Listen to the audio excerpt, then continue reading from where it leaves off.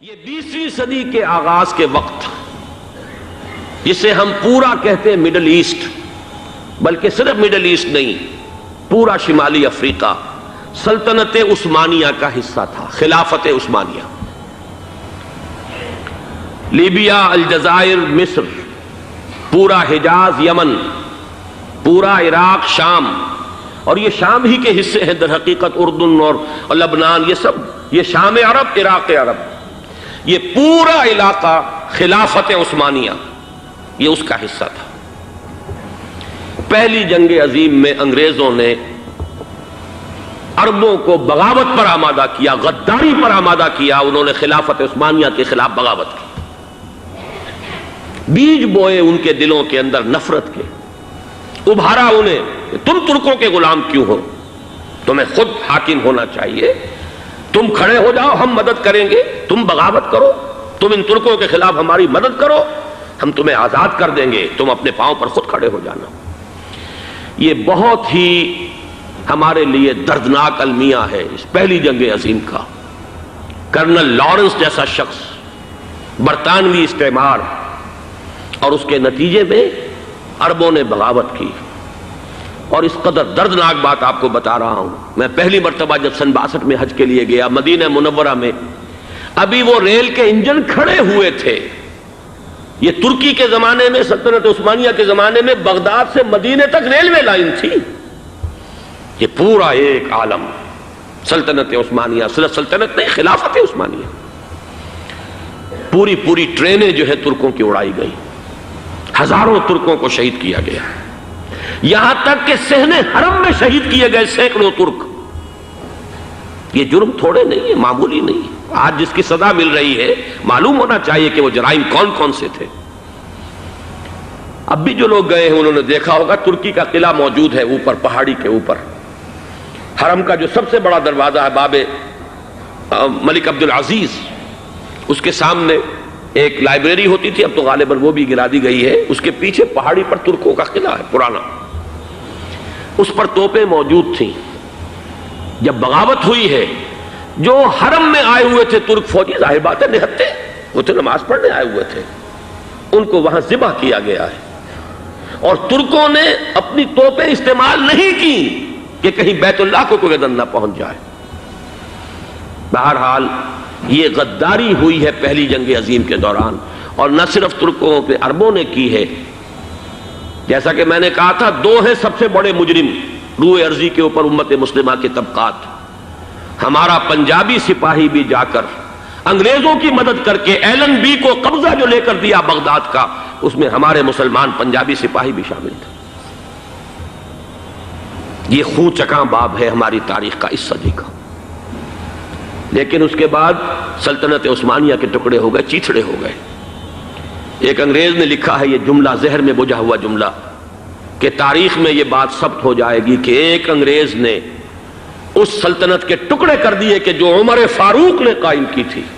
رضی اللہ تعالیٰ عنہ۔ یہ پورا عالم، یہ تمام علاقہ کس نے فتح کیا تھا؟ یہ بات ہاتھ بدل گئے تھے، پھر ترک آ گئے، خلافت عثمانیوں کے پاس چلی گئی، لیکن یہ سلطنت تو حضرت عمر رضی اللہ تعالیٰ عنہ کے زمانے سے چلی آ رہی تھی۔ اس کو ایک انگریز کرنل نے، اور اس نے بغاوت پہ آمادہ کر کے عربوں کو اور ترکوں کے پیٹھ میں چھرا ڈھپوا کر ان کے ذریعے سے اور ٹکڑے کر دیے۔ لیکن جب جنگ ختم ہوئی، اب انہوں نے کہا کہ اب ہمیں آزادی دیجیے، تو اب انہیں معلوم ہوا کہ غداروں کو دنیا میں کیا ملتا ہے۔ ٹکڑے کر دیے گئے۔ یہ حصہ عراق یہ انگریز کے پاس رہے گا، شام کا یہ علاقہ یہ فرانسیسیوں کے پاس رہے گا، مصر پر انگریزوں کا تسلط رہے گا، لیبیا اطالویوں کے پاس رہے گا۔ لے دے کر یہ جو علاقہ تھا حجاز، چونکہ وہاں کچھ تھا ہی نہیں، بوادٍ غیر ذی زرع، یہ عربوں کے پاس چھوڑ دیا گیا۔ اس وقت جو بادشاہ ہیں شاہ حسین اردن کے، ان کے دادا سب سے بڑے غدار وہی تھے، لہذا ان کو اس علاقے کی بادشاہت دے دی گئی۔ اس کے بعد نجد سے ایک تحریک اٹھی ہے، وہ سعودی جو خاندان ہے وہ نجد سے اٹھا ہے۔ نجد میں اس وقت کچھ بھی نہیں تھا، وہ تو صرف ریت کے تودے تھے اور کچھ بھی نہیں، لہذا ادھر کسی استعماری قوت کو دیکھنے کی ضرورت ہی نہیں تھی۔ وہ تو بعد میں تیل برآمد ہوا اور اس کی حیثیت ہو گئی، اور یہ امارات کا علاقہ جو ہے اس کی دنیا میں اب گویا کہ یوں سمجھیے کہ جو سب سے زیادہ اہم علاقے ہو سکتے ہیں روئے ارضی کے نقشے پر، ان میں سے ایک وہ ہو گیا، لیکن یہ اس وقت کی بات میں کر رہا ہوں، کوئی حیثیت نہیں تھی، لہذا اس کو چھوڑ دیا گیا۔ یہ ہے تاریخی پس منظر، یہ لکیریں جو کھینچی گئی ہیں، یہ ایک ملت اسلامیہ کو جو قومیتوں میں تقسیم کیا گیا، پھر نعرے لگوائے گئے المصر للمصریین الشام للشامیین۔ اب شامی ایک علیحدہ قوم ہو چکے ہیں، مصری ایک علیحدہ قوم ہو چکے ہیں، عراقی ایک علیحدہ قوم ہو چکے ہیں۔ یہ ساری تقسیمیں استعمار کی پیدا کرنا ہے، اس کا کوئی تعلق اسلام کے ساتھ نہیں۔ اب ضرورت تو اس بات کی تھی کہ استعمار کے پنجے جب یہاں سے کچھ ہٹے، دوسری جنگ عظیم کے بعد ایک دور آیا، امریکہ ابھرا ہے دنیا کی عالمی سطح پر سیاست میں، اس کے ہاں کچھ آزادی کے تصورات تھے، اس نے بھی سپورٹ کیا۔ برطانیہ کمزور ہو چکا تھا، وہ اتنے بڑے علاقے کو اب ہولڈ نہیں کر سکتا تھا۔ ہندوستان بھی آزاد ہوا، پھر یہ کہ اور دوسرے علاقوں سے بھی اس کو پسپائی اختیار کرنی پڑی۔ استعمار کے پنجے جس طرح بھی ہوئے، ان کے سینوں سے، عربوں کے سینوں سے جو ہے گویا کہ وہ ہٹے، لیکن امریکہ نے ایک اپنی بہت بڑی حکمت عملی جو اختیار کی، عالم عرب کے سینے میں اسرائیل کا خنجر پیوست کر دیا، تاکہ یہ کبھی آزاد نہ ہو جائیں، ہمارے انگوٹھے تلے رہے، ہماری پالیسی گورن کرے۔ یہ استعمار کا دوسری جنگ عظیم کے بعد، جہاں برطانوی استعمار، فرانسیسی استعمار رفتہ رفتہ یہ ہٹنے شروع ہوئے۔ صدر ناصر نے انگریزوں کو اٹھا کر پھینکا میڈیٹرینین میں اور دوسرے جگہوں سے، الجزائر نے آزادی حاصل کی فرانس سے، اطالویوں سے جو ہے لیبیا والوں نے آزادی حاصل کی، یہ ہو گیا، لیکن ایک خنجر پیوست کر دیا گیا اسرائیل کا سینہ عرب میں۔ اس صورتحال میں ظاہر بات ہے کہ ایک تو بڑی آئیڈیل پوزیشن تھی کہ پورا عالم اسلام متحد ہو، لیکن وہ تو بہت دور کا خواب معلوم ہوتا ہے۔ علامہ اقبال سے بڑا کوئی نقیب نہیں ہے ملت اسلامی کی وحدت کا۔ ایک ہو مسلم حرم کی پاسبانی کے لیے، نیل کے ساحل سے لے کر تا بخاک کاشغر، لیکن انہیں بھی اپنے لیکچرز میں کہنا پڑا کہ اس وقت جو صورتحال ہے، پورے عالم اسلام کی ایک وحدت بن جانا تو تقریباً ناممکن نظر آ رہا ہے۔ اگر کسی طرح ایک common wealth of Muslim nations وجود میں آ جائے تو بھی بڑی کامیابی ہوگی، لیکن اس سے بھی پہلے یہ تو زیادہ آسان تھا کہ عالم عرب ایک وحدت کی شکل اختیار کر لے۔ یہ تو ایک قوم ہے، اکثر و بیشتر ایک نسل یا زیادہ دو نسلیں کہہ دیجئے، شمالی افریقہ میں بربر نسل بھی ہے، باقی تو سب عرب ہیں۔ یہ پورا عالم ایک نسل، ایک زبان، پورے اتنے رقبے کے اوپر بولے جانے والی ایک زبان، یہ تو ایک ہو جائے۔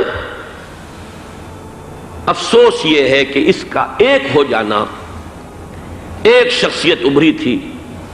جو مذہبی مزاج کی شخصیت تھی، جو دینی مزاج کی حامل شخصیت تھی، اگر اس کی قیادت میں عالم عرب متحد ہو جاتا تو واقعتاً ایک بہت بڑا جو ہے مرحلہ وہ طے ہو جاتا پوری عالمی ملت اسلامیہ کی ایک وحدت اختیار کرنے کا۔ وہ شخصیت تھی شاہ فیصل شہید کی، اور اس لفظ کے ساتھ ہی آپ کے ذہن میں آ گیا ہوگا کیوں انہیں شہید کر دیا گیا، کس نے کیا کرایا، کہاں سے تعلیم حاصل کر کے آیا تھا وہ جس نے شہید کیا شاہ فیصل شہید کو،